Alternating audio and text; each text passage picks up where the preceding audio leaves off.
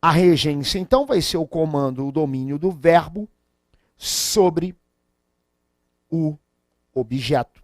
A gente precisa entender que os verbos se comportam de forma distinta quanto a esse comando, quanto a esse domínio.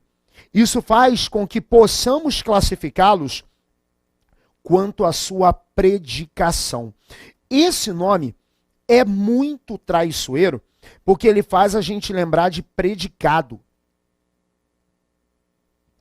E tem que tomar todo o cuidado do mundo, porque predicação só tem uma coisa em comum com predicado, que é o fato de ambas as nomenclaturas puxarem verbo, estarem diretamente relacionadas a verbo. Tirando isso, esquece. Predicado, estrutura da oração. Predicação é o estudo do verbo quanto a ter ou não complemento. E é essa história de ter ou não complemento é que, durante muito tempo, foi trabalhada pela escola de forma a nos confundir em algumas circunstâncias. Deixa eu te dar alguns exemplos. Fecha lá. Você muito provavelmente, ao longo da sua vida, como aluno, como estudante, já ouviu falar na palavra intransitivo.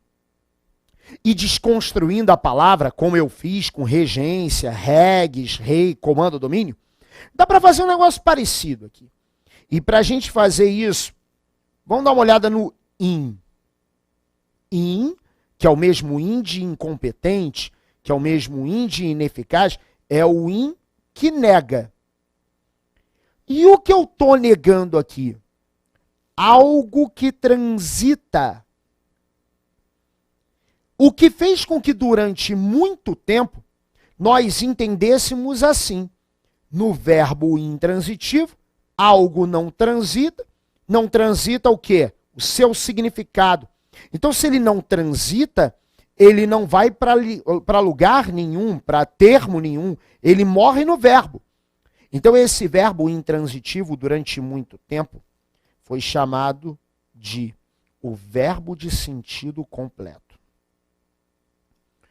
O problema de definir verbo intransitivo como de sentido completo é não perceber que, em algumas circunstâncias, não o objeto, mas outro termo pode oferecer a esse verbo um dado de que ele depende para ficar mais claro aos olhos de quem lê. Deixa eu dar alguns exemplos que eu acho que ilustram bem o que eu estou falando. Dá uma olhada lá. O artista chorou em seu casamento. Se você analisar o verbo chorou, você vai perceber que ele dá conta da ação de chorar em sua completude. Então eu estou falando de um verbo que bastou por si só, e inclusive dá conta dessa definição aqui. Ou seja, um verbo intransitivo, por convicção. Agora, quando chegamos ao local, entendemos o problema. Olha o que acontece com o verbo chegar. Quem chega pode chegar por um caminho. Quem chega pode chegar de uma certa maneira. Quem chega pode chegar com alguém, com algo, sem alguém, sem algo. Ou seja, nenhuma dessas preposições é exigida pelo chegar. Na verdade, o chegar pode estar acompanhado de todas elas. E isso é importante para que a gente entenda o quê? Que o chegar não exige objeto. E não exigindo objeto, vamos lá, dá uma olhada.